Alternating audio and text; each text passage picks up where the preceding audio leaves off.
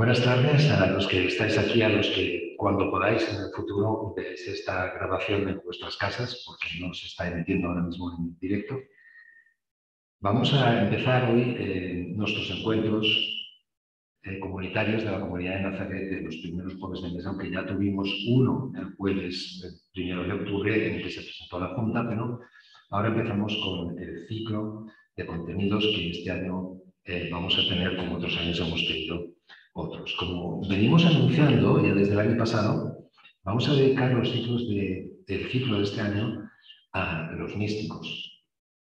Y no pienso yo que sea un tema muy elevado o que nos saca de la realidad o que nos transporta a otro mundo, sino que recordando al Papa Francisco, en Gaudete et Exsultate, un texto que era muy bonito de volver a leer en la pasada fiesta de Todos los Santos, pues los santos no están para que los admiremos y nada más, sino para demostrar la cercanía de Jesús a la vida, lo cerca que se puede sentir a Jesús y lo claro y fuerte que puede inspirar la vida de las personas. Los santos no están para que los sintamos allí lejos, son un modelo inaccesible para mí, ni siquiera los místicos. La mística no creo que tenga que ver, no tiene que ver solo con una manera de estar en la oración o algo que te pasa ahí. Es toda una manera de vivir, de afrontar la vida, de reír y de esperar y de interpretar lo que nos va pasando a la luz de Jesús. Tenemos grandes figuras, ¿no?, de la mística que han dejado testimonios escritos o testimonios vividos y de las cuales vamos a ir hablando, ¿no? Pues como sabéis, ¿no? Y os va a presentar enseguida José, pues San Juan de la Cruz, Etienne Hinselmann, vamos a hablar de Charles de Foucault, de Pedro Fabro, nuestro jesuita, de no sé quién se me olvida, pero seguramente nos dices el quinto en cuestión, ¿no? Edith Stein, exactamente. Bueno, tenemos personas muy entendidas en cada uno de estos autores y quería deciros que el sentido de los ciclos, o de este ciclo, vuelve a ser, como otras veces, recuerdo exactamente el ciclo sobre la doctrina social, que el segundo año en que nos metemos en una dinámica en los grupos, esta pueda ser reforzada con los encuentros comunitarios. Estamos en una dinámica muy de oración, muy de acercamiento a Jesús a través del libro de Nolan, muy de compartir nuestra propia oración y los sentimientos que nos produce el propio Jesús, más que cualquier tema así en abstracto, como hemos tratado en otras ocasiones. En esto llevamos desde el año pasado, y este que es el segundo año lo intentamos reforzar pues con un ciclo de temas y de charlas que nos vuelven a envolver, ¿verdad?, en esta especial experiencia de contemplar a Jesús, de tenerlo presente en la vida, de sentir su presencia y de interpretar la vida a través de él.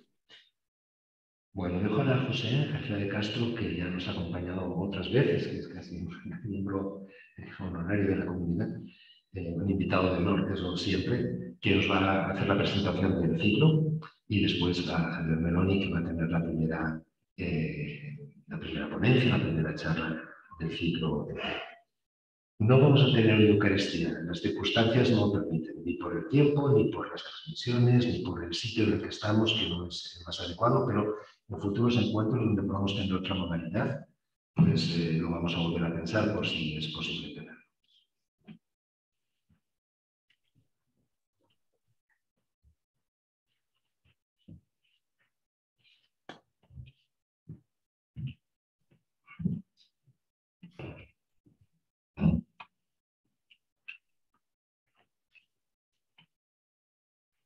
Pues muchas gracias, José Luis, por tu presentación y por tu introducción. Y muchas gracias también a ti y a Pedro, como coordinadores, imagino, de este ciclo, por invitarme a compartir esta tarde esta introducción o presentación al ciclo. Me comentaba Pedro que a ver si entre 10 o 12 minutos podría ofrecer una pequeñita reflexión en torno al sentido y el valor tal vez de la mística y del ciclo que hoy tenemos, y al final pues unas breves líneas sobre Javier Meloni Rivas, al que es un placer una vez más coincidir contigo en alguno de estos foros, compañero y sobre todo entrañable amigo. Nuestro hoy iluminado por los místicos.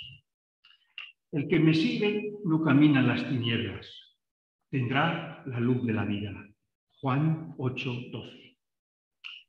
Es posible que los más mayores también en esta sala recordéis estas palabras de Jesús en uno de los libros que ha marcado más la vida espiritual de Occidente hace sobre unos 500 años.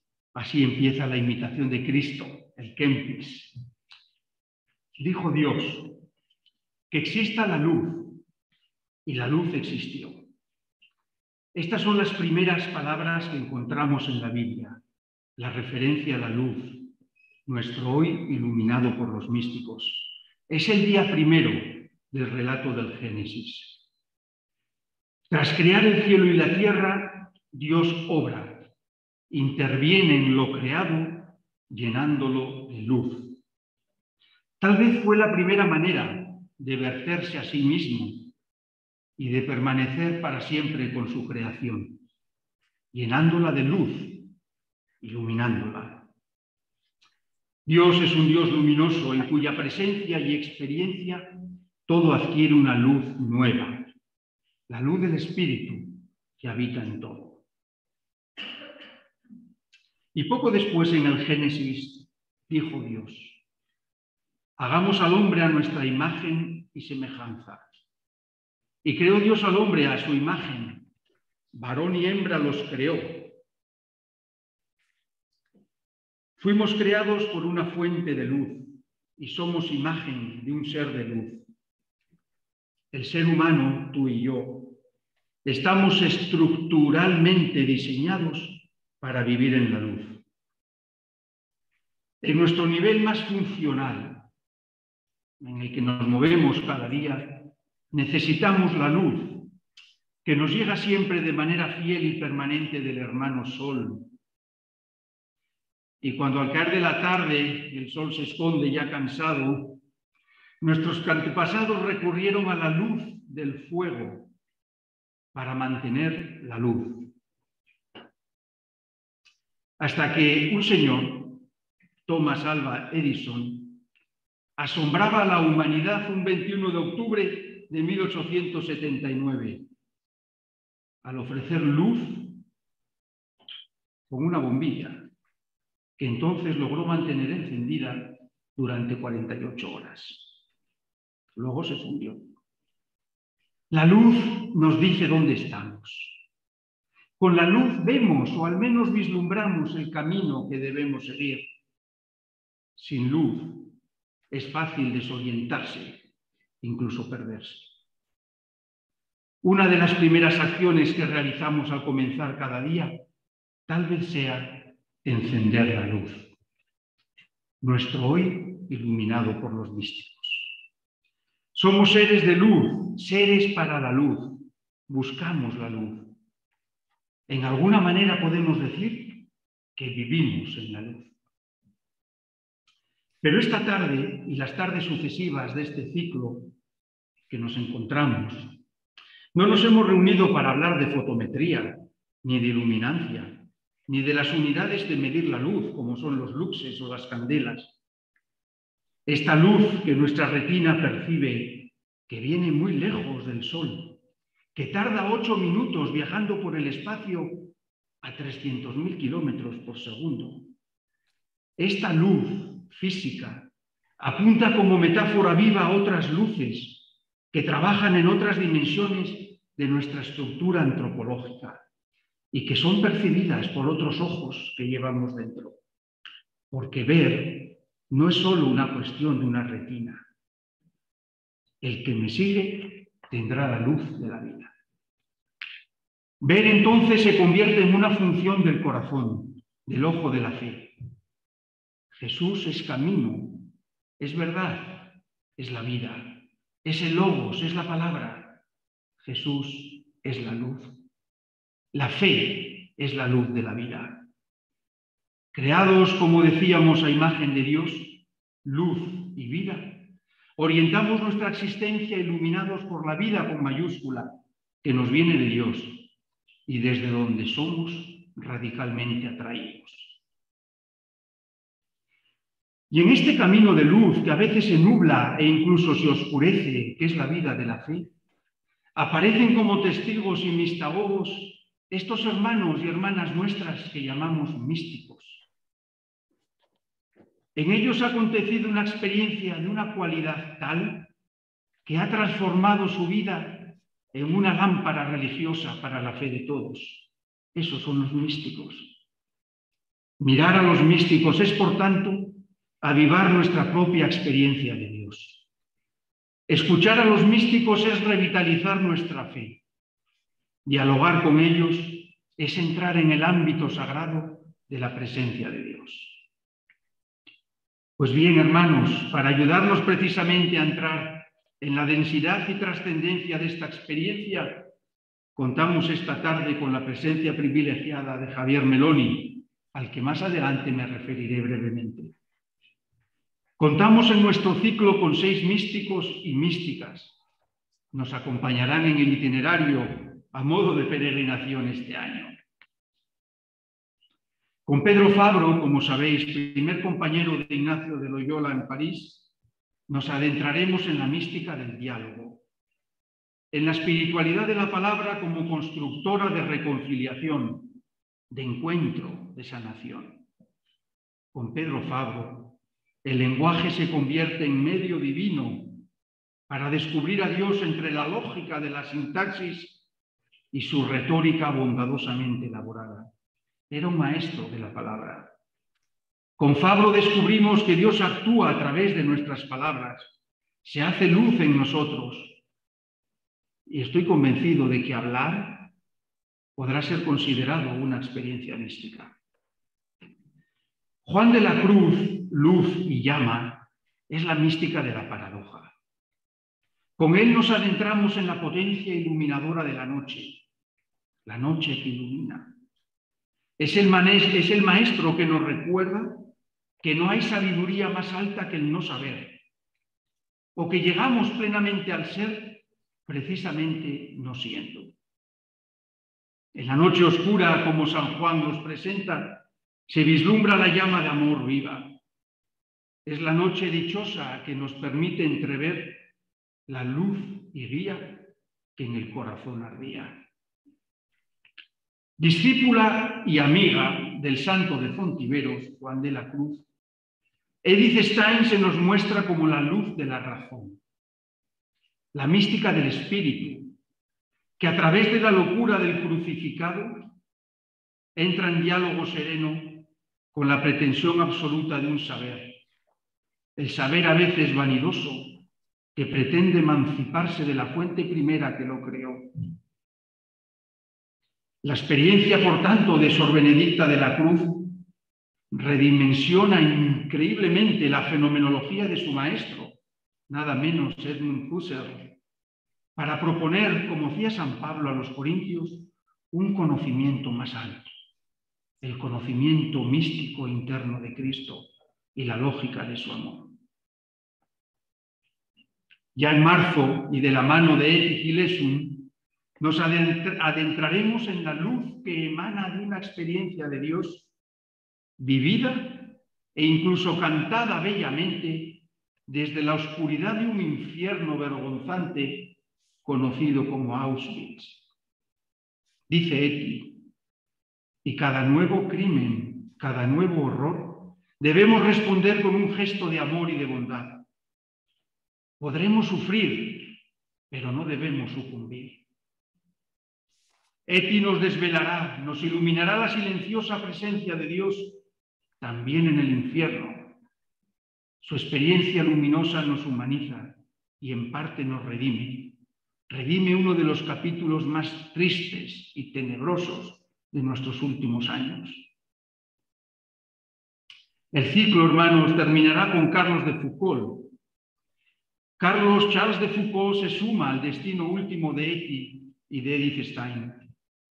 Si el grano de trigo no muere, no da fruto, pero si muere. Nacido en Estrasburgo en 1858 y con un brillante futuro, Carlos de Foucault nos introduce en la mística de una conversión arrolladora. Una tarde, la iglesia de San Agustín en París, La vocación le tumbó, literalmente.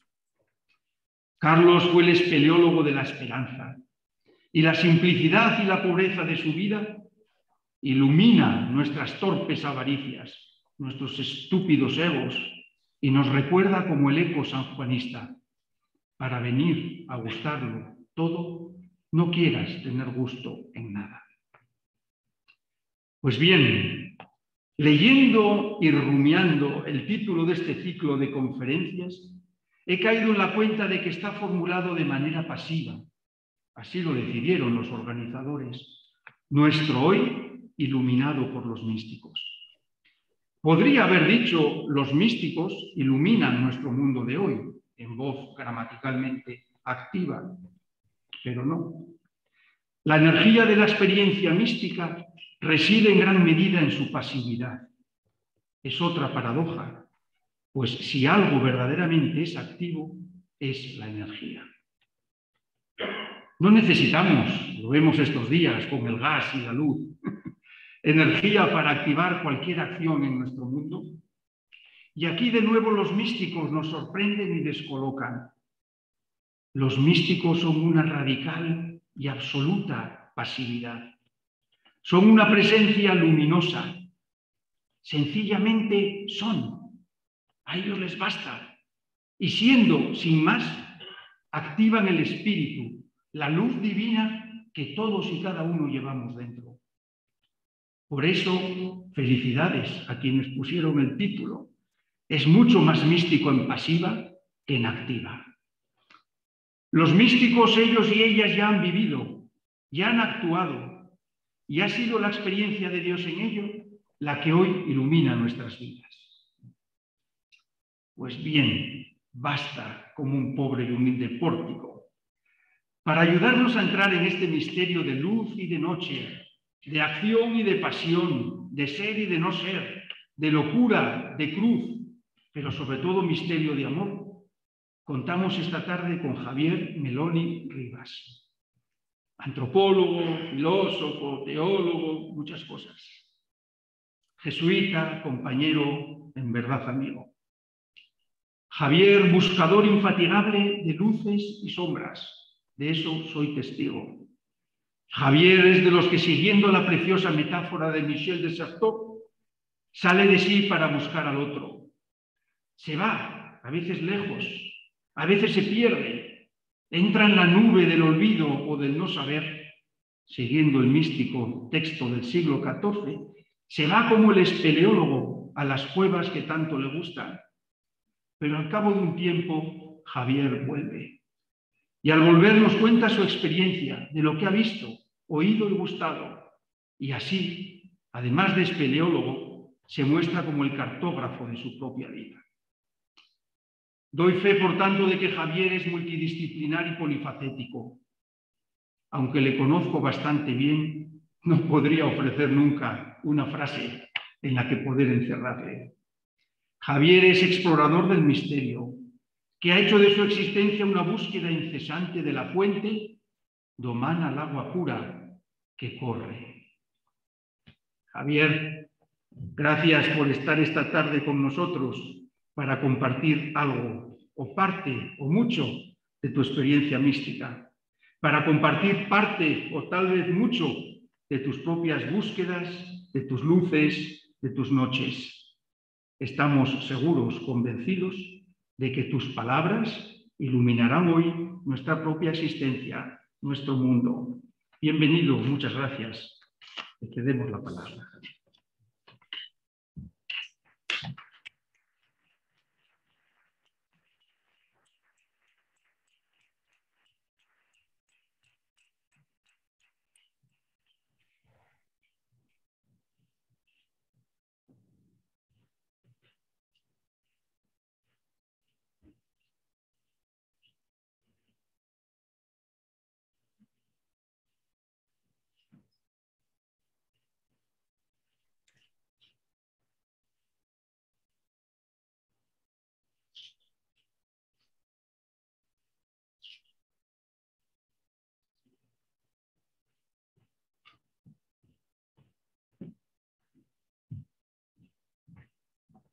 Javier, cuando quieras puedes empezar. ¿Ya puedo empezar? Sí, por favor. Vale, vale. Bueno, pues muchísimas gracias por la presentación, José. Te la devuelvo. Todo lo que has podido decir de mí también te pertenece. Muchas gracias a la comunidad de Nazaret por organizar un ciclo como este. Creo que es justo y necesario. Es nuestro deber y salvación hablar de la mística en un tiempo en que muchos de los referentes, digamos, evidentes, están cayendo por doquier, para entrar precisamente y tal vez colectivamente en esa nube del no saber. Y hay un no saber que inquieta, angustia, y en cambio hay un no saber que libera, abre, expande. Y entiendo que esto es justamente a lo que se refiere la mística, porque mística, como sabéis, viene de la raíz mis, que significa mantener los labios cerrados, silenciarse, tanto porque aquello de lo que se habla, aquello que se ha experimentado, no puede ser pronunciado, como porque cuando se experimenta eso uno queda silenciado. No hay palabra para pronunciarlo y, sin embargo, paradójicamente los místicos también a veces son los que más han hablado de eso que no se puede hablar. Aquello de Wittgenstein, ¿no? De lo esencial no se puede hablar y, sin embargo, es de lo único que merece la pena hablarse. Bien, pues en esas paradojas es donde nos adentramos. Y bien, pues voy a dar algunas pistas, que es un tema complejísimo, abierto, y todo lo que se puede decir pues no son más que balbuceos, porque precisamente su territorio no es el de la palabra, aunque requiera la palabra para adentrarse en él. Podríamos decir que cuando hablamos de mística, no solo estamos hablando de espiritualidad, a veces se utilizan como sinónimos, pero entiendo que haber elegido la palabra mística y no espiritualidad apunta a algo específico, por eso son palabras diferentes, ¿no? Ya el espíritu, de donde viene la palabra espiritualidad, es algo intangible, algo abierto, pero cuando estamos hablando de mística creo que tratamos de decir algo más.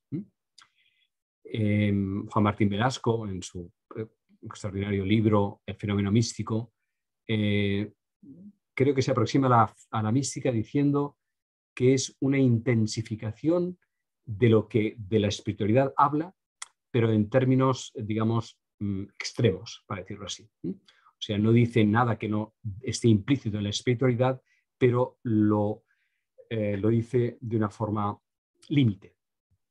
Hasta tal punto es una zona límite que ya estamos en otro terreno. Bien, pues así también lo creo yo. Esta intensificación de lo espíritu, de lo espiritual, se convierte en un radical cambio de nivel. Y cuando se produce este cambio de nivel, lo primero que surge es el silencio, el asombro, la conmoción. Y como sucede cuando uno está deslumbrado por una luz que le ciega, al principio tiene que cerrar los ojos, es así. Pero o también cuando uno entra en una oscuridad total, al principio uno no ve nada, y sin embargo, tanto con la ceguera de los ojos, por la luz o por la oscuridad, hay una pequeña adaptación de la pupila en cuanto a la luz, porque se reduce y entonces puede ver un poco más, la pupila se ha disminuido, entonces puede empezar a ver algo a través de esa luz, como también en la oscuridad la pupila se dilata y lo que parecía pura tiniebla tiene sus contornos y una profundidad, y es hacia ahí, tanto en forma de luz o en forma de tiniebla. Estamos ante algo que implica una ruptura de nivel y, sin embargo, algo que se puede transitar, curiosamente, se puede transitar. Podríamos decir que la mística nos confronta radicalmente con la muerte, es decir, la interrupción de lo que hasta entonces uno da por supuesto, tanto cognitivamente, afectivamente o perceptivamente, y en esa ruptura de nivel lo que está sucediendo es un exilio o éxtasis, también dos palabras muy cercanas, opuestas y al mismo tiempo intrínsecamente forman parte del mismo núcleo del ser humano, esa salida de sí en forma de agonía, pero también en forma de una excelsa, digamos, plenitud. Y esa plenitud participa y comparte también esa agonía. Porque de lo que se trata es de salir de la... O sea, eres sacado, no es que salgas, sino es que te sacan. En esa pasividad que decía José antes, es todo en pasivo, como muy bien ha señalado. De la autorreferencia egoica, donde uno es la medida de todas las cosas, la medida perceptiva, la medida afectiva, la medida cognitiva, está autorreferido, nuestro punto de partida es autorreferido, no puede ser de otro modo, porque es de donde comenzamos a caminar, de donde comenzamos a ser seres existentes a partir de nuestro yo, que se nos es confiado, pero cuando se produce de un modo u otro esa experiencia mística, entonces lo que sucede es una radical desautorreferenciación, una radical desegocentración. Y entonces el punto de referencia cambia totalmente. Uno participa de ese todo y desde esa totalidad se resitúa percepción, afectos, conocimiento. Esta dimensión mística, esta experiencia mística, hay que distinguir dos cuestiones importantes de entrada. Una es las experiencias puntuales, los momentos puntuales donde se dan estas ráfagas de lo totalmente otro, de cuando se va convirtiendo progresivamente en un estado habitual, casi en un estado permanente. Mucha de la fenomenología de la experiencia mística está referida a los momentos puntuales, para regresar de nuevo al estadio ordinario, donde hay pues, pequeños claros de luz. Es como cuando uno va caminando en la niebla hacia una montaña, de pronto se despeja, se ve la montaña durante unos momentos, pueden ser ráfagas de segundo, pueden ser algunos minutos, puede ser incluso alguna hora, pero luego se cierra de nuevo la niebla, las nubes. Y esa visión es suficiente, más que suficiente, para continuar el camino y para saber hacia dónde va el camino, porque se ha visto el final. Son, digamos, anticipaciones del final, pero vuelve a quedar cubierta la niebla del paisaje. Esto es un tipo de fenomenología. Pero hay otra manera de abordarlo, que no es para nada incompatible, pero quizás el acento esté puesto de otro modo, no en la fugacidad de esas experiencias intermitentes, sino en la permanencia progresiva de ver esa montaña, que ya entonces, cuando se está ahí, ya no es que se vea la montaña, sino que se ve desde la montaña. Es decir, podemos hablar de la experiencia mística como esos momentos puntuales donde se ve la montaña desde fuera de ella, pero podemos hablar también de la experiencia mística o del estado místico desde la montaña que se ha visto. Son dos maneras de abordarlo y creo que en todos los autores que vais a escuchar a lo largo de ciclo de conferencias van a darse las dos cosas. Algunas veces estas personas van a hablar de experiencias puntuales que han tenido, pero a medida que uno se va impregnando de esas experiencias, ya no habla de ellas, sino que habla desde ellas. Y eso tiene otro color, otro sabor que los momentos puntuales.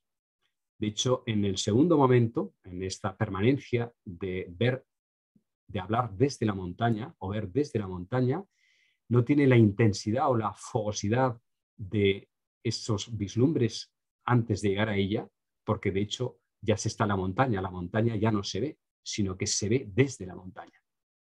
Yo voy a tratar de poner el acento en esta segunda parte. aunque inevitablemente voy a tener que empezar por la primera.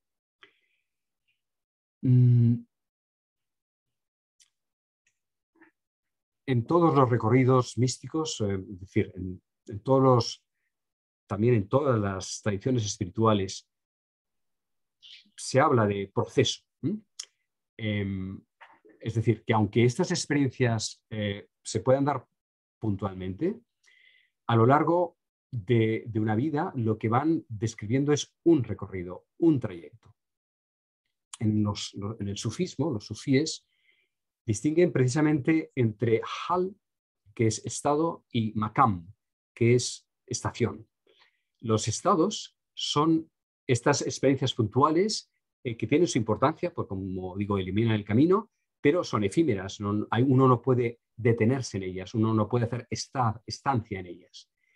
Y en cambio, las estaciones se referirían a estos procesos que progresivamente se van arraigando en la persona que tiene esas experiencias puntuales y que a medida que las sostiene y es transformado por ellas, entonces va estabilizando unos estadios en el camino que son estas estancias, estas estaciones, makam en árabe, que incluso se ha dicho, hay estudios sobre ello, que tal vez las 7 moradas de Santa Teresa pudieran estar inspiradas, no directamente porque ella no leyó, parece ser, literatura árabe, literatura sufí, pero que estaban en el ambiente en el español, en la península, y que podría, por vía oral o por contagio de la atmósfera, ella haber hecho, sin saberlo, referencia a algo que justamente las 7 moradas son 7 estaciones,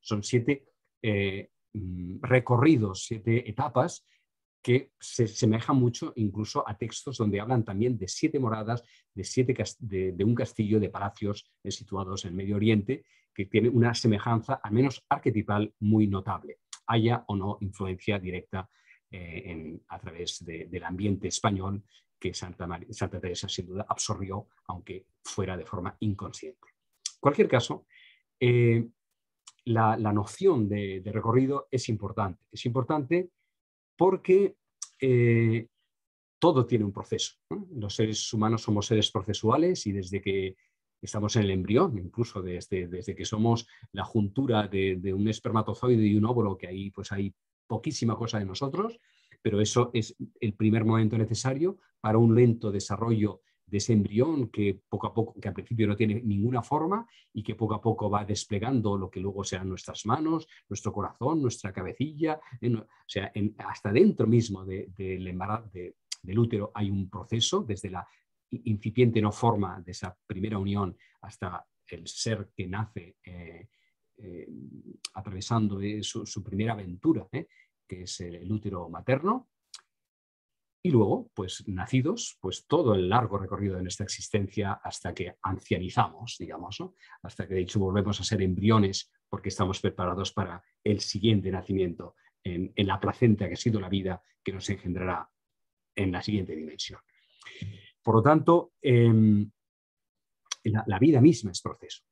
Y en la tradición mística de todos los linajes, se puede fácilmente reconocer lo que en la tradición cristiana ha sido dicho de muchas maneras, que son las llamadas 3 vías, ¿no? La vía purgativa o purificativa, la vía iluminativa y la vía unitiva.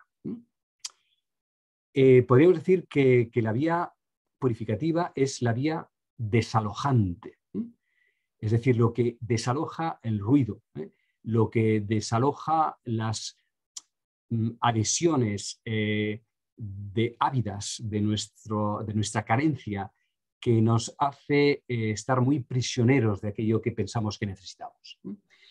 Y si no hay espacio para nada más, esas adherencias primarias son tan acuciantes que no dejan espacio para que hayan otros espacios internos que se desplieguen. Y por lo tanto, la primera etapa, dicha de muchas maneras en todas las tradiciones, incluso de todas las tradiciones religiosas del planeta, hablan de ese momento necesario de desapego a aquello que si considero absolutamente, digamos, indispensable, no cabe en mí nada más y además son fuente muy grande de autocentramiento. Pasada esta primera etapa desalojante, podríamos decirlo así, entramos en lo que se llama la vida iluminativa dentro de la tradición cristiana, que es la etapa, digamos así, consolidante. Es decir, hay una primera transformación donde hay un espacio de libertad que no existía antes de empezar el recorrido, eso que la etapa desalojante, la etapa purificativa ha permitido liberar. Y se entra en un segundo momento de una cierta madurez, de una cierta consolidación de hábitos espirituales, de hábitos de oración, de capacidad de contención de los apetitos más primarios, de capacidad de alteridad en cuanto a atender a los demás, de asumir una propia misión, una propia responsabilidad. Bueno, y podríamos decir que esta segunda etapa sería la común, para decirlo así, del camino de fe, o de un camino suficientemente sólido, rico, maduro, de cultivar la fe. Bueno, eso sería el segundo momento, yo diría que es el ámbito de la espiritualidad, en tal como al principio me refería, ¿no? Pues una vida de cultivo interior, de práctica, de entrega, de vida orante. Bien, hasta ahí estaríamos en un terreno, digamos, conocido. Bien, pues digamos que la mística empieza a partir de ahí. Que sería el paso de la etapa iluminativa a la etapa unitiva. Pero claro, este paso de la etapa iluminativa a la etapa unitiva, digamos así, que es, si me permitís decirlo, brutal. Porque todo aquello que uno consideraba asumido y sensato y necesario, que le daba un cierto bienestar y una cierta, si me permitís incluso decir, una cierta complacencia o, en el peor de los casos, autocomplacencia, queda en un momento u otro de la vida cegado. Y entonces se entra en una noche oscura mucho más profunda que las anteriores, porque las referencias que hasta entonces habían servido ya no sirven. Es la noche oscura del espíritu. Cuando nos presenten a San Juan de la Cruz, supongo que con detalle os explicarán algo que es muy importante. En toda la ascensión al Monte Carmelo hay 4 noches. Hay la noche activa y la noche pasiva. Y la noche activa se desdobla en noche activa de los sentidos y noche activa del espíritu. Y eso conduce activa, pues porque uno renuncia a determinadas avideces del comer, del beber. Eso sería, ¿no?, la noche activa de los sentidos. Y las noches activas del espíritu significa pues todo el trabajo sobre la humildad, sobre la entrega de uno mismo. Todo eso lleva hasta la vía unitiva. Son las noches activas. Y cuando uno parece que ha llegado a donde tenía que llegar, pues no está más que al principio del camino. Está en una pequeña meseta, en un pequeño rellano de lo que la mística todavía no ha abierto. Y para continuar el camino, entonces uno, sin saberlo cómo, ¿no?, se adentra en la noche pasiva de los sentidos y en la noche pasiva del espíritu.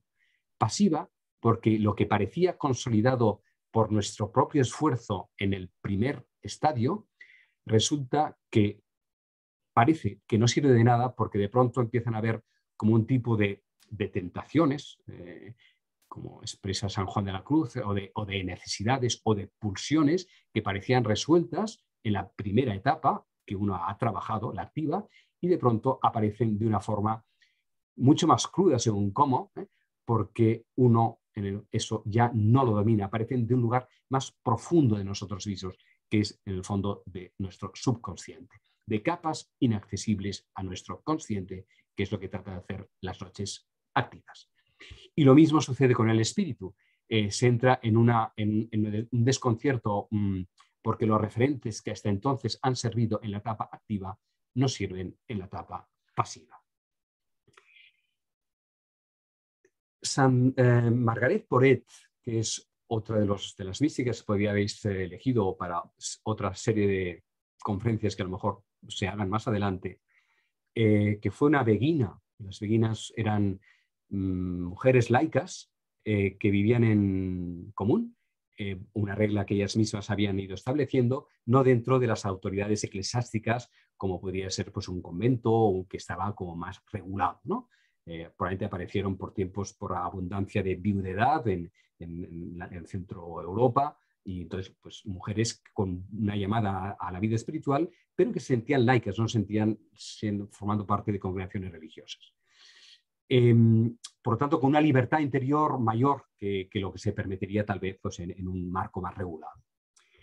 Ella fue quemada por su libro, ¿no? El espejo de las almas simples, porque dice cosas muy delicadas que mal entendidas pueden extraviar, ciertamente, en el sentido negativo del extraviamiento, o al contrario, pueden ayudar a dar un salto cualitativo en ese lugar de no saber, que da miedo también, ciertamente, porque no es el terreno conocido hasta donde se llega con las vías activas, digamos. Y ella habla de caídas. Si San Juan de la Cruz habla de ascensos hacia el Monte Carmelo, hacia la montaña, Margaret Porete habla de caídas. Y bueno, las tres primeras son normales, son las caídas, o sea, son en el fondo renuncias, la caída entendido como soltarse, ¿no? Soltarse a la confianza en Dios, a renunciar a cosas que uno cree que necesita. Y llega hasta el cuarto estadio, que dice, el alma obra en amor, obra en perfección, pero la perfección de la virtud, la perfección que uno puede controlar. Incluso en este grado, dice, donde el alma es arrebatada en Dios, pero todavía estamos antes de la última caída, donde lo describe así: la expansión del amor divino se me mostró a mí en la luz divina de un relámpago altísimo y penetrante, en la cual me mostró simultáneamente a él y a mí. Es decir, a él tan alto y a mí tan baja, que no me pude levantar ni valerme por mí misma. Por lo tanto, esa evidencia, digamos, pero experimentada por él, de la inmensidad de Dios en lo alto y de la pequeñez de ella en lo bajo. Hasta ahí todavía estamos en terreno conocido. La majestad de Dios, la nada de uno, eso lo podemos entender. Pero lo notable es que dice, es que en ese momento que se dio esa gran separación, dice, allí nació lo mejor de mí misma. En la plena conciencia de su nada, empieza ella a comprenderse de otro modo. Allí nació lo mejor de mí misma. ¿Qué es lo que nació en ella? Pues algo que hasta entonces no había podido comprender ni reconocer. Y le permite distinguir entre los perecidos y los extraviados. Es decir, en este cuarto estadio, en el que ella va a describirlo también en 7 grados como Santa Teresa, en este cuarto punto, ella ha llegado a través de la vía activa, como hemos mencionado también en San Juan de la Cruz, a la perfección, para decirlo así, de las virtudes. Pero sigue ella controlando lo que quiere hacer o no quiere hacer, o se puede ella comparar con Dios o no comparar la inmensidad de Dios, su pequeñez. De pronto descubre que si se quedara allí, no habría hecho nada más que empezar, con el peligro incluso de no poder avanzar, porque en el fondo sigue autorreferida a sí misma. Esos son los perecidos, porque perecen en el territorio que ellos conocen y no crecen más que hasta ahí, hasta donde conocen, que es hasta ahí, en el fondo, hasta donde pueden controlar, hasta donde podemos controlar. Esos son los perecidos. Y luego habla de los extraviados, aquellos y aquellas que anhelan más, pero no saben cómo hacerlo. Hay más, pero ¿dónde está este más? Si parece que hemos llegado a esa perfección construida por nosotros mismos, construida por nuestras leyes, construida por nuestra inteligencia. Los extraviados no sienten que hay más camino, pero no saben por dónde hay más camino.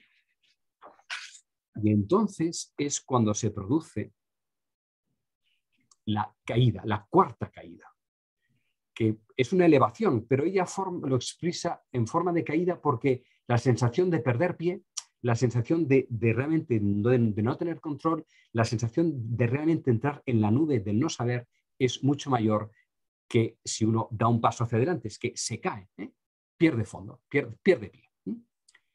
Y entonces, cuando se produce esta caída, aparece el reino de la libertad y el reino del amor, que no es el reino de la virtud, entendido como algo que yo construyo, sino el reino donde mi autorreferencia ha desaparecido y dice ella, el alma se ha convertido en nada, lo tiene todo y por ello no tiene nada, lo quiere todo y no quiere nada, lo sabe todo y no sabe nada. Este es el inicio del reino de la mística. Porque antes de caer, sabía demasiado, quería demasiado, y tenía demasiado. Y en esta caída en la nada, se ha convertido en nada y por ello lo tiene todo. Y dice todavía. Cuando se cae, cuando se cae, el alma pasa de ser extraviada porque no sabía hasta dónde o dónde continuar y entonces ella llama los desaparecidos, las desaparecidas. Han desaparecido de la evidencia, de lo evidente, de lo calculable, de lo controlable, de lo previsible. ¿Y dónde han desaparecido? Pues en el amor. Dice ella.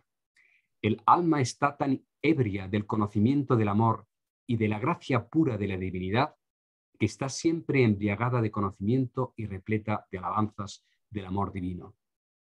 Y no solamente embriagada de lo que ella ha vivido, sino totalmente embriagada y más que embriagada de lo que jamás bebió ni beberá. No embriagada de lo bebido, eso es todavía lo evidente, embriagada de lo que jamás bebió ni jamás beberá. ¿De qué está hablando? ¿De qué está hablando?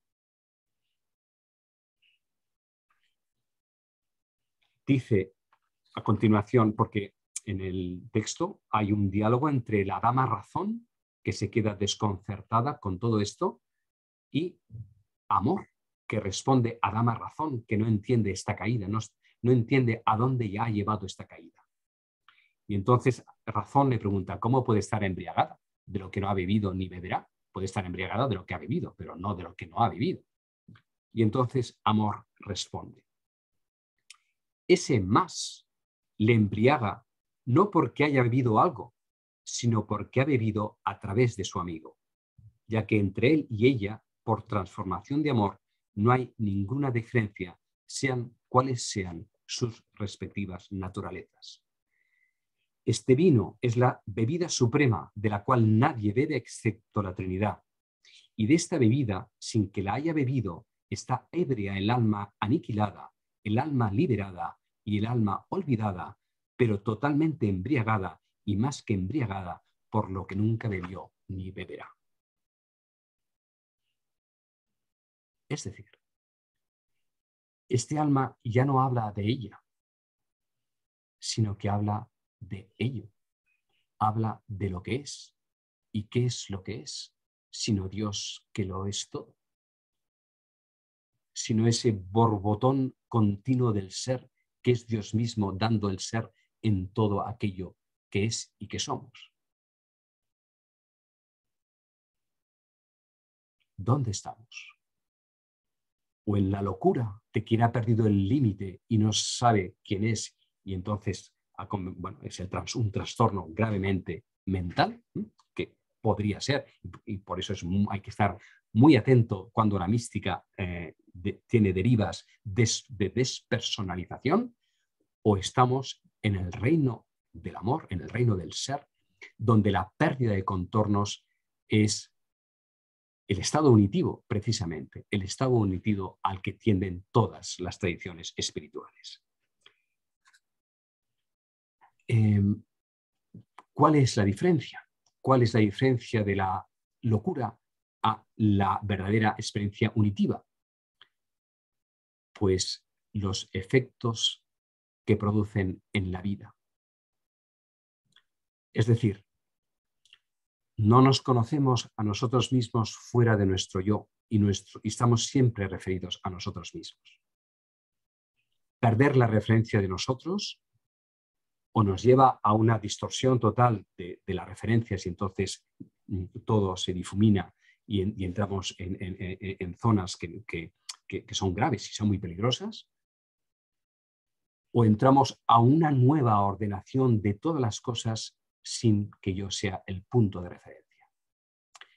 Todo esto es muy importante porque en el momento en el que nos encontramos, si estamos hablando de mística, es porque creemos que la desorganización social, la desorganización cognitiva, la desorganización moral en la que nos encontramos como civilización en estos momentos, no tiene suficiente con los referentes ordinarios para dar un salto cualitativo a aquello que estamos llamados a vivir.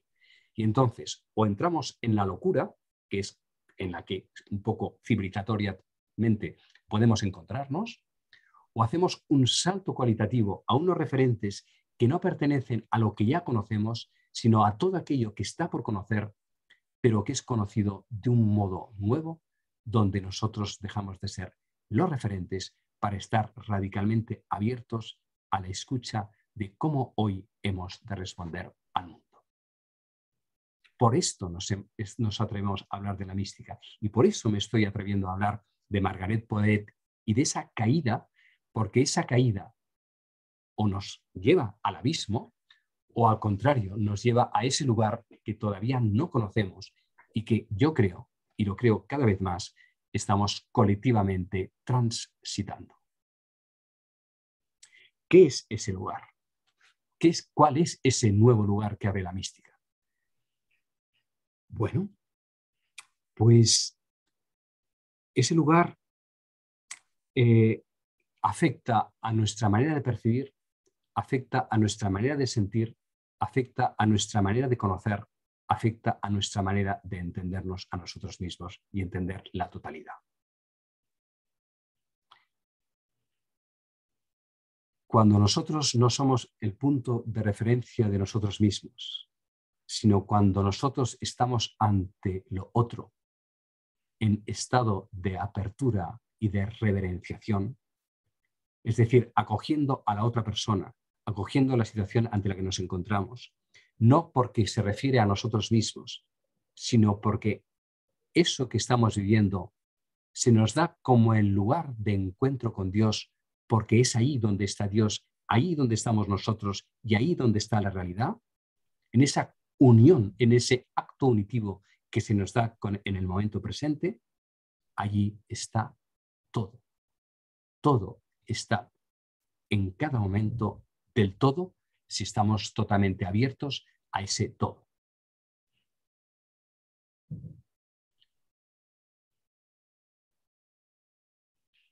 San Juan de la Cruz expresa este estado unitivo con estas palabras.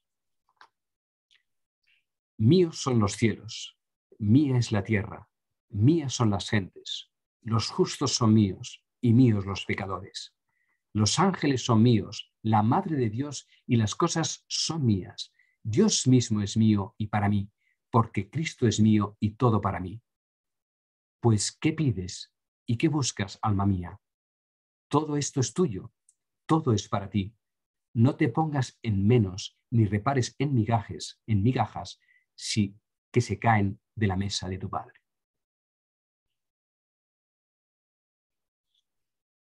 De nuevo, ¿qué es esto?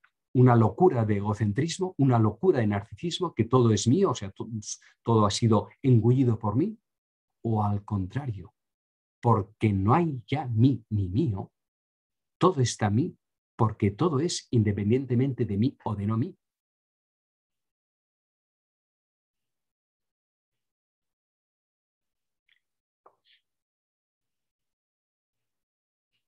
¿Qué es lo que nos invita a hacer San Ignacio en la contemplación para alcanzar amor? Después de haber recorrido las 4 semanas de los ejercicios y haber contemplado como última contemplación evangélica la ascensión de Jesús, el ejercitante es invitado a contemplar el mundo, la creación, considerando cómo Dios está en los elementos dando el ser, en las plantas vegetando, en los animales sensando y en el ser humano dando a entender. Y ante la omnipresente presencia de todo, de Dios en todo lo que es, en eso mismo que es, la respuesta del ejercitante es: toma, Señor, y recibe toda mi libertad, toda mi inteligencia, todo mi entendimiento, toda mi voluntad. Vos me lo disteis, a vos, Señor, lo torno, todo es vuestro, disponed según vuestra voluntad. Dadme vuestro amor y gracia, que ésta me basta. Cuando hemos dado nuestra libertad, nuestra memoria, nuestro entendimiento y nuestra voluntad, ¿qué queda de nosotros? Nada. Y al mismo tiempo, todo. Porque nos damos en aquel que se da en nosotros.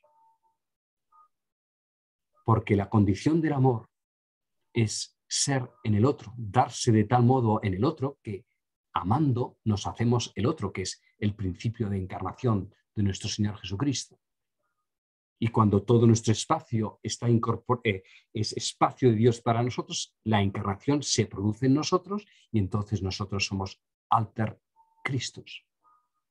Pero nos da miedo sin quedarnos sin Jesús para ser en Jesús.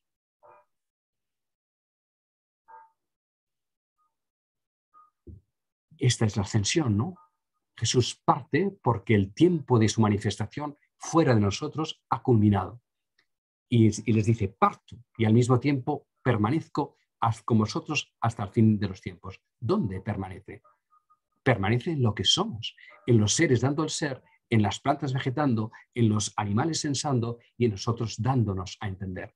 Por lo tanto, no se trata de entender a Dios, sino de entender desde Dios, porque el mismo entendimiento es Dios actuando en nosotros.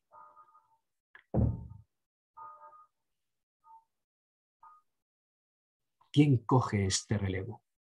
¿Quién coge ese fuego? ¿Quién pasa de adorar el fuego a convertirse en el fuego que adora? ¿Quién toma ese relevo?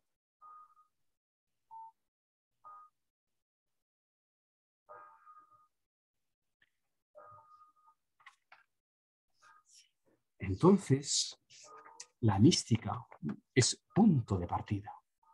Lo que es punto de llegada, lo que ha sido punto de llegada hasta ahora, lo creo profundamente y eso da razón de un ciclo de conferencias como el vuestro, ¿no? Queremos hablar de la mística porque es que nos va la vida. No para repetir, sino porque el término de los que han hablado y lo han vivido nos pasan el relevo porque aquello que ha sido término para ellos sea punto de partida para nosotros. O vamos a estar repitiendo lo que ellos ya recorrieron. Ese es el coraje, ¿no?, que tiene hablar de la mística. Cuando a principios de milenio, ¿no?, se repitió aquella famosísima frase de Rahner, que algunos consideran que podría ser de otros autores, pero no importa, porque no pertenece a nadie esa frase, pertenece a todos, ¿no? El místico, el cristiano del siglo XX será místico o no será, el siglo XXI será místico o no será, no es ninguna broma. no es ningún maquillaje, no es un adorno final de un recorrido, no es una caída, es una discontinuidad en el no saber para poder empezar a saber de otro modo. En el tomar, Señor, y recibir memoria, entendimiento y voluntad para que lo que recuerde sea desde ti, para que lo que comprenda sea desde ti, para lo que ame y desee sea desde ti, se parece a esa pregunta que muchas veces se hace. Bueno, y cuando estemos entonces unidos en Dios, ¿qué quedará de nosotros?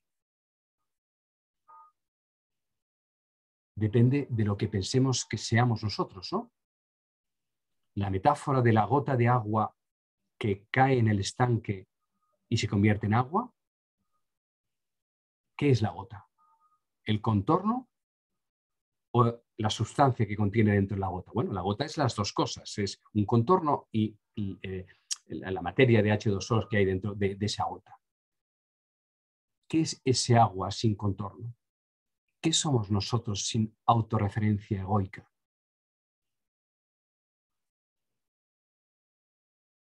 Pues lo somos todo, pero sin apropiarnos de nada.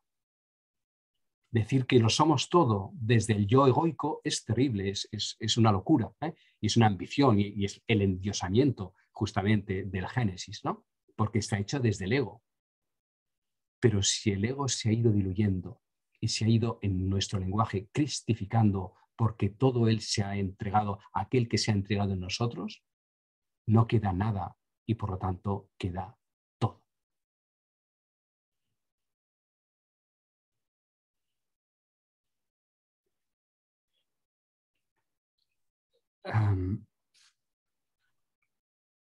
Entonces, ¿cómo vivir desde allí? Porque todo esto al mismo tiempo ha de ser muy concreto. No, como ha dicho muy bien al principio José Luis, la mística no es una cosa evanescente para perdernos, sino, no, eso nos remite a lo más concreto de cada una de las cosas que hacemos. Por supuesto, si no estaríamos hablando de una locura, no estamos para nada hablando de escaparnos de nada, al contrario, estamos tratando de decir algo que nos regresa a una mirada prístina y profundamente reverente y delicada con cada una de las cosas que vivimos, hacemos, comunicamos, realizamos, etc. Cuando vivimos no desde la apropiación del yo, de ese yo que se ha disuelto en ese amor al que estamos llamados, en el que somos, nos podemos y existimos, nuestros sentidos se transfiguran. Comemos de otro modo, bebemos de otro modo, acariciamos de otro modo, hablamos de otro modo, porque no hablamos desde el yo necesitado, ofensivo y defensivo, depredador, competitivo, y todo eso, que es el reino de lo conocido, más o menos domesticado, más o menos atenuado, sí, bien, y todo ese trabajo, por supuesto que hay que hacerlo, ¿no? Pero cuando se cruza ese umbral,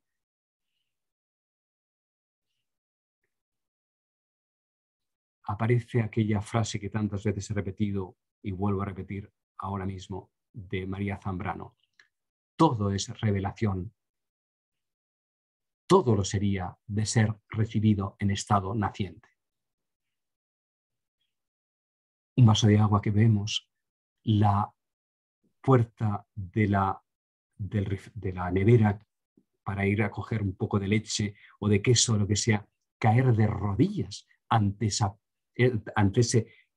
nevera que tiene todas las cosas que necesitamos, que nos gustan, que están accesibles, que no tenemos que ir más que al supermercado de abajo, para también caer de rodillas en el supermercado de abajo y agradecer todo eso que está ahí, porque entonces cuando lo agradeceríamos necesitaríamos mucho menos cosas y automáticamente empezaríamos a compartir mucho más porque ya no necesitaríamos esa ansiedad de consumirlas, porque ese yo ansioso ha sido desplazado por ese albergar cuénquica, o sea, como cuenco, en forma de cuenco, esa totalidad que no nos pertenece y sin embargo que estamos llamados a servir y a entregar y a comunicar. Sentidos, toda la gama de los sentidos vividas desde ese yo no depredador, sino desde ese yo adorante de la contemplación para alcanzar amor que percibe a Dios dando el ser a cada una de las cosas que son. Sentidos. Afecto. ¿Cómo se ama desde un yo no autocentrado? Con una increíble finura por la alteridad, porque mientras estamos atrapados en nuestro yo, no vemos a los demás. La mayoría del tiempo los demás son las pantallas de nuestras carencias, de nuestras ofensas, de nuestros complejos, etcétera, etcétera, ¿no? Cuanto más nuestro yo está descentrado de ese yo, es cuanto más plenamente podemos acoger el yo de los demás, porque entonces los podemos ver por lo que son, no por lo que necesitamos de ellos.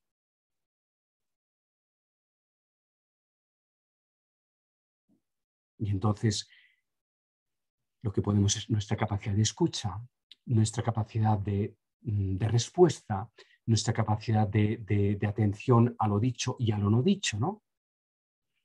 Crece en finura, ¿eh? Porque podemos, nuestra capacidad de compasión o de consentir, de sentir con el otro, ¿no? Ha crecido de un modo muy diferente que cuando hacemos esfuerzos, pero esfuerzos desde ese yo que tiene pues, todas las limitaciones de su contorno autorreferido. Todas las gamas, por lo tanto, del amor en nuestras relaciones. Entendimiento. ¿Cómo entendemos entonces cuando entendemos desde el todo, no desde la parcialidad del yo? ¿Cuánto tiempo perdemos, ¿no? Escuchando cosas inútiles, absolutamente inútiles, comentándolas todavía de una forma más inútil y todavía ensuciándolas más con nuestros comentarios, ¿no? Nunca había habido tanta información, pero nunca había habido tampoco tanta basura, digamos, ¿no? Porque no distinguimos, porque lo mezclamos, porque lo convertimos en proyectiles, etcétera, etcétera, etcétera, ¿no? ¿Qué significa entender? Cuando en la entrega que hacemos en la contemplación, toma mi entendimiento, ¿eh? Toma mi entendimiento. ¿Qué significa entender desde ti, oh Señor, de todas las cosas? Que estás en todas las cosas. ¿Cómo escucharíamos las noticias? ¿Cómo escucharíamos toda la cantidad de información mayor y menor que continuamente nos lanzamos unos a los otros sin tener tiempo para asimilarla, para reciclarla, para transformarla y comprender desde otro lugar, ¿no? Pues todo eso es a lo que atañe la mística. La mística le atañe todo. Claro que sí. Pero para que le atañe todo, hemos de podernos resituar desde otro lugar, ¿no?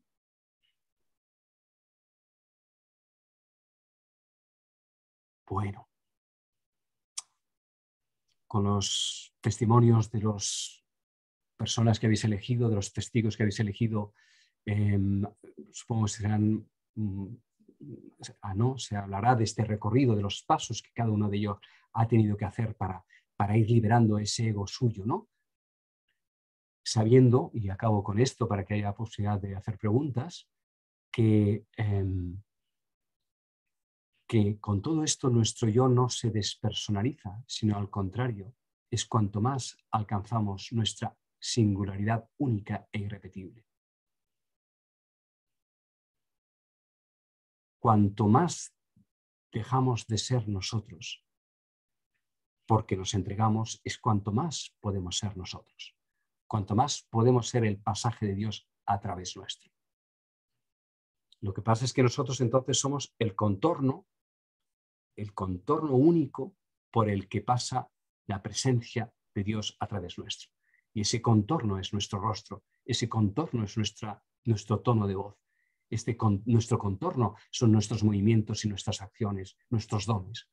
Pero son contornos posibilitantes precisamente del paso de Dios a través nuestro, porque nosotros somos necesarios para que Dios se existencialice a través de nosotros. Nosotros somos el lugar de la existencialización de Dios. Y para ello nuestra existencia está llamada totalmente a sumergirse en Dios. Sea como sea que nombremos a Dios, porque la palabra Dios en nuestra cultura está desgastada, porque la palabra Dios no es Dios. Y por eso también la mística nos hace modestos en nuestro lenguaje, no abusivos en nuestro vocabulario. Y probablemente hayamos de pasar por un tiempo de abstinencias, ¿no?, para que las palabras originarias recobren su valor original. Y Dios probablemente sea una de ellas.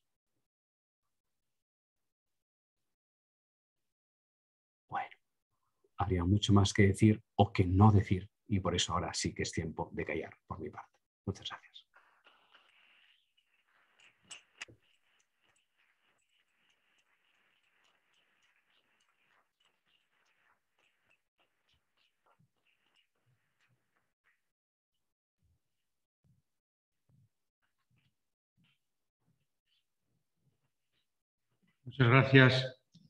Muchas gracias Javier, por esta preciosa mistagógica introducción a la experiencia mística. Introduce meternos dentro de lo que es el misterio. Me encantó esa metáfora, no es lo mismo adorar al fuego que atreverse a dar el paso a ser fuego, ¿no?, para que otros tengan vida. No es lo mismo adorar la montaña que ver las realidades de la misma montaña, aunque dejemos de verla, ¿no? Muchas ideas, muchas sugerencias, muchas metáforas, muchos autores, muchos.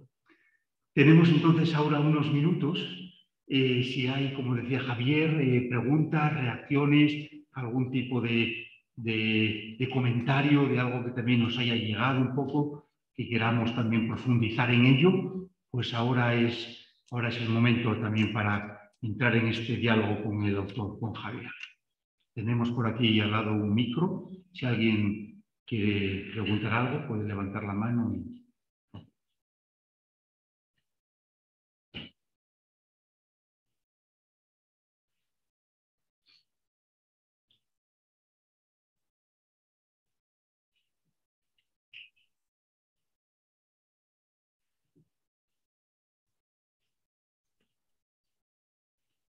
Pedro, adelante.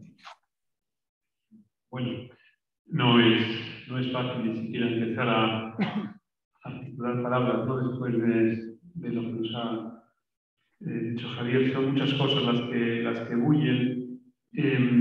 Quizá yo me quedo con lo último que has dicho, Javier, como al final llegar a ser, que todo nuestro ser no sea sino Dios mismo habitándonos. Me ha parecido que de alguna manera estabas indicando, ¿no? Me surgía cuando te escuchaba la pregunta por, bueno, cuáles serían un poco las pistas que en el mundo actual a nuestra realidad nos dirías como que las 3, 4 cosas que deberíamos cultivar de una manera más intensa, más consciente, con el dolor que también supone eso, porque a nada que uno se aproxima se da cuenta que todo eso tiene que ver mucho con la renuncia, con la ascesis, ¿no? Entonces, no sé, a mí se me ocurrían cosas como el silencio, o sea, valores o terrenos que hoy en día no son evidentes, ¿no? Y que son dolorosos, porque bueno, tú al final también has bajado bastante a decirnos, bueno, es que todo este modo de relación, de ruido, de información, nos contaminamos, nos contamina, lo nutrimos.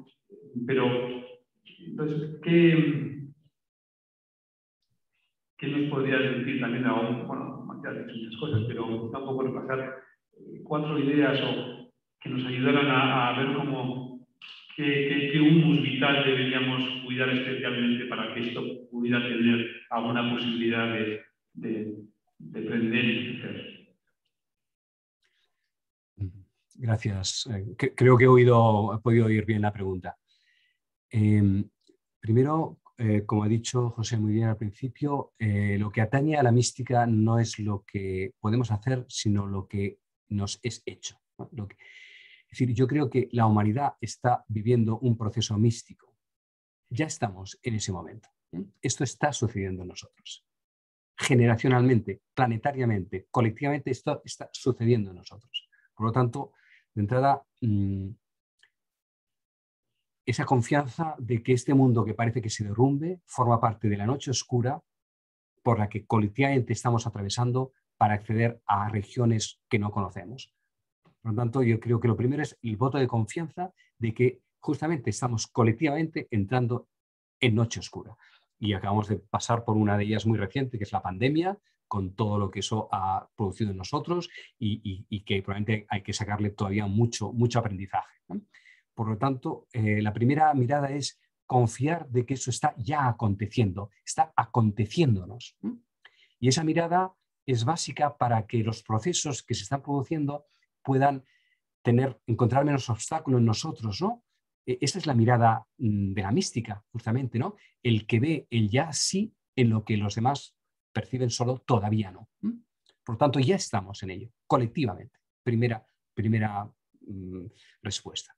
Segunda respuesta sería todo el tiempo, todo lo que tenga que ver con los espacios de silenciamiento o de oración, como queramos decirlo, pero de una oración callada, porque si una oración llena de palabras o de ruido, volvemos a nuestro yo, y entonces tiene que ser hay oraciones y oraciones, ¿no? O sea, una oración silente, que nos disponga a abrirnos a aquel que ya está en aquello que estamos pidiendo, diciendo, rogando.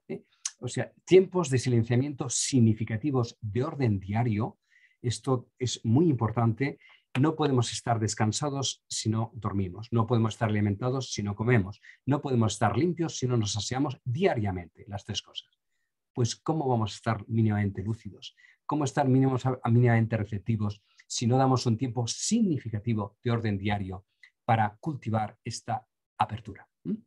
Que se puede hacer de muchos modos, no solamente es la meditación sedente, no necesariamente, aunque garantiza cuando es así que realmente no hayan trampas, digamos, ¿no? O sea, distracciones pero hay muchos, o sea, yendo en el coche de un sitio a otro de trabajo, que a veces podemos estar 3/4 de hora metidos ahí, pues eso puede ser nuestra ermita. Es decir, no hay que buscar los mismos lugares, se pueden transfigurar en espacios, porque es el modo de estar en ellos, pero ese modo tiene que ser gratuito en el sentido, aparte de cambiar el cambio de marchas cada vez que el coche delante avance, pero puede convertirse en una ermita ambulante si me dispongo verdaderamente a que ese momento sea un momento de silenciamiento donde me abro a lo no evidente y empiezo cuando he abierto el coche, a convertirlo en un lugar sagrado, porque lo es, porque además es donde voy cada día a ganarme el pan, por lo tanto ese lugar, me entere o no me entere, es sagrado. Pero si lo vivo como sagrado, su sacralidad potencial tendrá mucho más significado a recoger, ¿no? Por lo tanto, esos lugares, esos tiempos ya están, pero quizás no los hemos reconocido. Pues hay que poderlo reconocer, porque la oración, la meditación no tiene que ser una obligación más añadir al peso del día, sino un modo de estar en momentos privilegiados del día que me permitan esa conexión con lo gratuito, con lo inefable, aunque sea en un lugar, digamos, entre comillas, cutre, como podría ser un coche en bueno, este ejemplo. Otra cosa importante, pues la atención, el agradecimiento, importantísimo, vivir en estado de gratitud, porque la mayoría del tiempo vivimos o en estado de queja o en estado de crítica. Estamos, o sea, si tuviéramos un pip, cuando estábamos o quejándonos o criticando, vamos, había un pip casi en la mitad en fin, el 80% de las cosas que vamos diciendo o comentando. Si en lugar de de críticas o quejas convirtiéramos lo en gratitud, es que habría una melodía constante de nuestras gratitudes, porque es que damos por supuesto lo que para muchísima gente y en otros tiempos de la humanidad era impensable, ¿no? Nuestra casa, las facilidades que tenemos, las personas con las que estamos, etcétera, las oportunidades que tenemos, ¿no? Gratitud, cascadas de gratitud en las que bañarnos en nuestra vida diaria, ¿no? Yo creo que con esas tres cosas ya tendríamos bastante. Muchas para gracias. empezar. Muchas gracias, Javier. ¿Alguna pregunta más? Porque sí, por favor, ahí.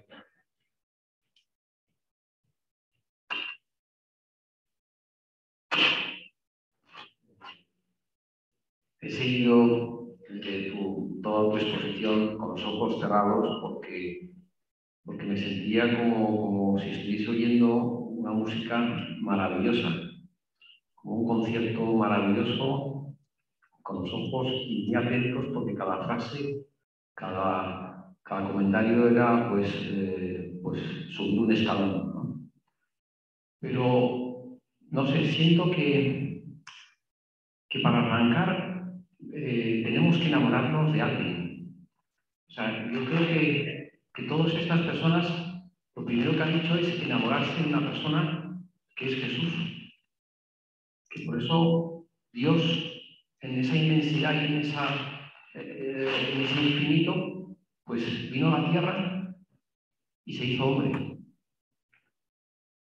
Y si no nos enamoramos locamente de esa persona, yo creo que todo lo demás va a ser muy difícil. Va a ser muy difícil esa profundidad, esa generosidad, esa entrega, ese amor, ese deshacernos. Yo creo que todos esos místicos lo que primero que han hecho es enamorarse y vivir en la profundidad del amor a Dios a través de su Hijo Jesús. Por tanto, yo creo que nosotros tenemos que saborear la palabra de Dios, saborear todo lo que el Señor nos transmitió en su momento en la tierra, para de ahí ya trascender y tocar el infinito.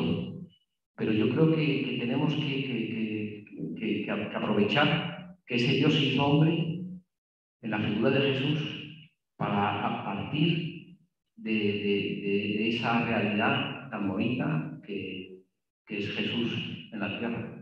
Y por supuesto, su madre que trajo al mundo, ¿verdad? Muchas gracias. Gracias por la intervención. Por supuesto que sí. Jesús es el primer roce de lo divino en lo humano, con tal incandescencia que se hizo uno. Jesús es el encuentro de dos vaciamientos, de lo divino en lo humano y de lo humano en lo divino. Eso es Jesús. Y María, pues la mediación, su vaciamiento para que eso se produjera en su ser, en su concavidad fértil que engendró a su hijo. Bien, claro que sí, ese es nuestro punto de partida, por supuesto. Y al mismo tiempo, Jesús es en cada uno de nosotros. Jesús es lo que sigue aconteciendo cuando en nosotros sucede lo que en él sucedió. Jesús de Nazaret, el Cristo, continúa su cristificación en cada uno de nuestras vidas, en cada uno de nuestros rostros. Entonces, la contemplación de Jesús es la cerilla que se enciende, el fósforo, el enamoramiento, como dices muy bien, para prender ese fuego que ha recogido antes José, ¿no? Claro que hay que adorar el fuego y dejarse iluminar por ese fuego que arde, que es el corazón de Cristo, todo él es el fuego, ¿no? Para entrarse en ese fuego y ser llama en ese fuego. Entonces, claro, él nos precede en eso y él está siempre combustionando eso, él es eso, ¿no? Y nos está llamando a que nosotros nos adentremos en lo que él es, ¿no? Este adentramiento en lo que él es donde empieza, yo creo que la mística.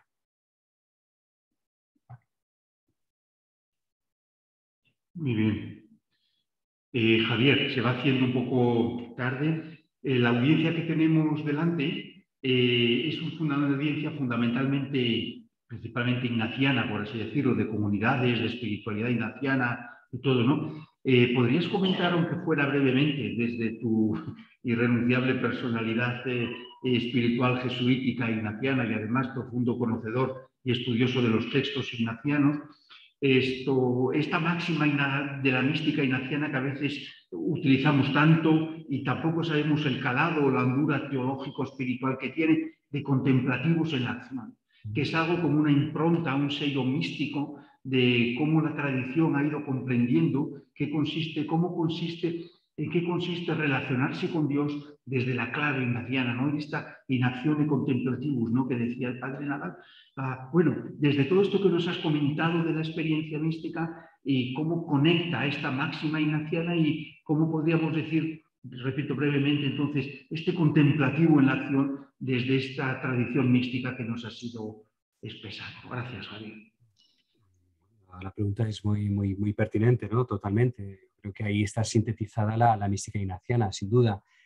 Yo creo que ahí sintetizó Nadal la experiencia del Cardoner de Ignacio. Yo creo que San Ignacio, cuando en Manresa de pronto ve todas las cosas nuevas y no sabe explicar lo que ha visto, es que ha percibido que la realidad y Dios son inseparables porque Dios es el fondo incandescente de lo real. Es la zarza ardiente del Sinaí que vio Moisés en las montañas del Sinaí. Yo creo que a San Ignacio se le abrió en toda la realidad, ¿no? Y entonces, claro, por eso él tardó 15 años en dar forma a eso que intuía y corporizarlo en forma pues, de congregación, de instituto, que somos los jesuitas, y ese modo de proceder que luego pasa a la familia ignaciana. Y esa es entonces, ¿en qué consiste ser contemplativos en la acción? Es decir, que la misma acción es un acto contemplativo. Porque cuando estamos plenamente presentes y conscientes en aquello que estamos realizando, se conjugan inseparablemente a la vez tres cosas. Lo divino, que es Dios, o sea, Dios, en Él somos, nos movemos y existimos, pero Dios necesita tomar forma, porque nosotros somos forma divina, el mundo es forma divina. Por lo tanto, cuando somos contemplativos en la acción, lo que estamos haciendo en cada acto que estamos realizando, estamos teniendo presente a Dios que sostiene lo real, estamos teniendo en cuenta la realidad en la que estamos actuando, por lo tanto hay una gran apertura y un gran conocimiento de esa realidad a la que estamos llamados a responder y a transformar y a colaborar, por lo tanto una atención profunda al mundo, y luego estamos muy conscientes y presentes a nosotros mismos, porque somos nosotros quienes realizamos la acción. Por lo tanto, en nuestro acto de conciencia, porque la acción pasa a través nuestro, con el mínimo de interferencias posibles, hace que la acción de Dios, que en esos momentos está tomando forma a través nuestro en el mundo al que servimos, ahí se da una conjunción, y esa es la vía mística de la compañía, sí, de la espiritualidad ignaciana. Muy bien, gracias, Javier. José Luis, José Luis. Casi que en parte José me quitó la pregunta, pero tengo otra. No sé si esta pregunta, pues, pedirte, Javier, si animes a la gente. Lo de menos es cómo se llaman las cosas. Si se llama experiencia mística o con otro nombre, simplemente que sea profunda, auténtica y de encuentro con Dios. Pero yo que te oigo hablar, y efectivamente me parece que esta última referencia al Cardoner, donde Ignacio vio todas las cosas de otra manera. Y eso es de una grandeza enorme, ¿no? Que parece que es una simpleza. Vivimos una cultura muy del show y del espectáculo, y queremos algo que impacte más. No, lo mismo de otra manera, no, otra cosa, otro mundo, distinto, ¿no? Ver lo mismo de otra manera parece como que es trabajoso y que no es espectacular. Sin embargo, es muy profundo y es enorme y es espectacular, de otra manera, ¿no? Bueno, yo te quería pedir que animaras a la gente o cómo a que se diera cuenta de que todos hemos tenido experiencias así.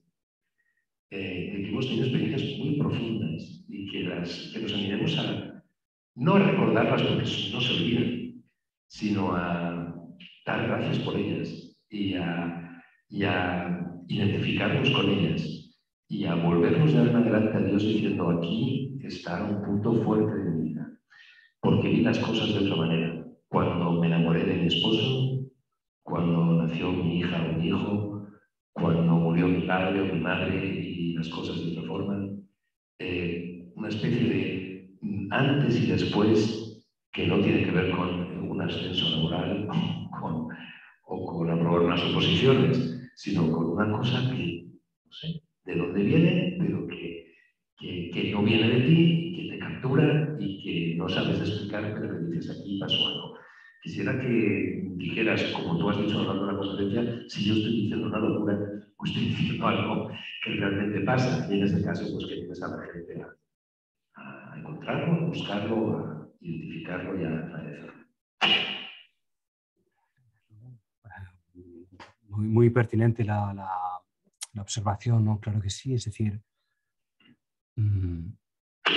vivimos muchos momentos de esto de lo que hemos hablado. Como has dicho muy bien al principio en la presentación, no serviría de nada hablar de una experiencia mística inasequible para una superélite. No, eso nos retorna a nuestra cotidianidad. Y como has dicho muy bien, los ejemplos que has puesto son ejemplos de desegocentramiento, es decir, que el gozo nos viene no por lo que nosotros atrapamos, ¿no?, sino por lo que nos es dado. Entonces, como pues eso, el nacimiento de una criatura, en fin, esas escenas más sencillas, ahí está latiendo toda una profundidad, pero de la que hemos de ser como conscientes, porque si no, eso se diluye y nos pasa desapercibida, ¿no? Entonces, claro, el ver cosas nuevas estaría todavía dentro del afán posesivo y goloso, ¿no?, ávido de esa novedad. Ver nuevas todas las cosas, como has dicho muy bien, es girar, porque todo ya está aquí. Es decir, algo muy importante. Todo lo que necesitamos está aquí. Y todo lo que está aquí lo necesitamos.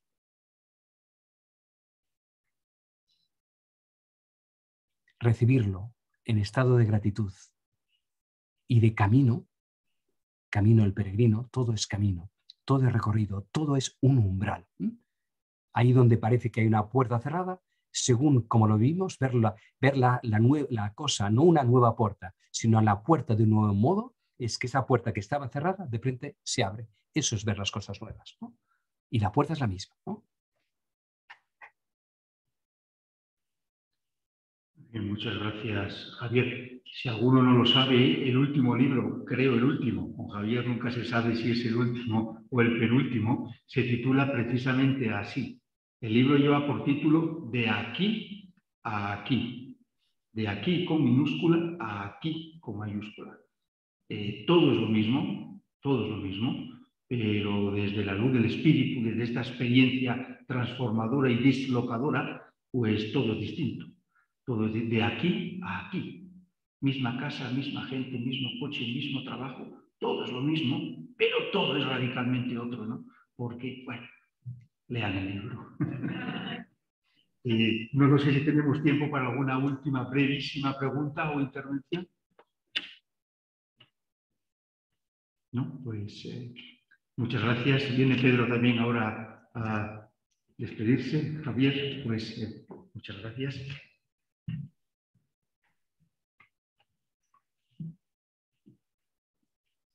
Bueno, brevísimamente, primero, yo creo que en nombre de toda la comunidad y de todos los asistentes y de los que van a poder gozar de tanto las palabras de Javier como de José, pues desde el corazón un profundo sentimiento de gratitud, Javier.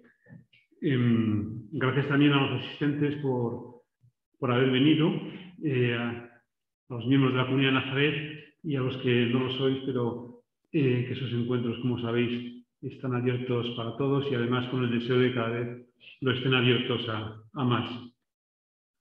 Recordaros que la charla estará en el canal de la comunidad en YouTube para que lo podáis ver y compartir y además tiene la riqueza para posiblemente degustarlo a base de escucharlo más veces, ¿no? Recordaros también que el próximo encuentro será el jueves 2 de diciembre.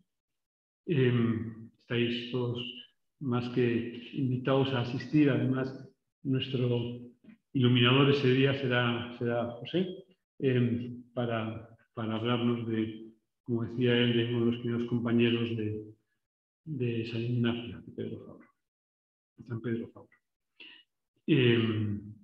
Por último, deciros que los que sois de la comunidad también lo sabéis, pero los que no, que a la salida hay una caja con forma de hucha o una hucha con forma de caja donde recogemos donativos para las labores sociales de la comunidad y que cualquier aportación es bien recibida. Y también los que hayáis traído aportaciones a la operación Kilo para panes y peces, pues que también lo podéis dejar en la entrada.